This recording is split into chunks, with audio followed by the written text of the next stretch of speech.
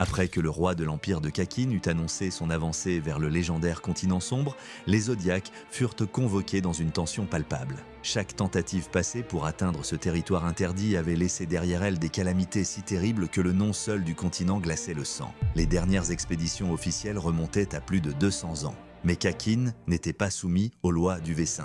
Son empire pouvait agir librement et il comptait bien exploiter cette liberté. Le monde que l'on croyait connaître n'était en réalité qu'un ensemble d'îles perdues au milieu d'un lac colossal, le lac Mobius. Ces îles semblaient être des continents, mais elles n'étaient qu'une fraction minuscule de l'univers réel.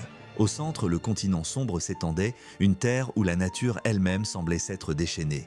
Des créatures gigantesques y rôdaient et des maladies inconnues frappaient sans avertissement. Les membres du V5 avaient interdit toute exploration supplémentaire, craignant les dangers visibles et surtout ceux qui restaient cachés. Dans l'histoire de l'humanité, 149 expéditions avaient tenté de conquérir ce territoire interdit. Seules 5 en étaient revenues, portant avec elles des survivants. 28 personnes avaient foulé le continent sombre et survécu pour raconter la légende. Parmi elles, Isaac Netero lui-même.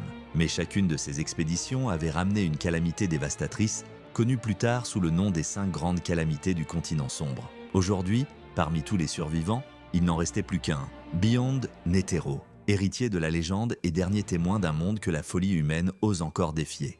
La suite dans la prochaine partie.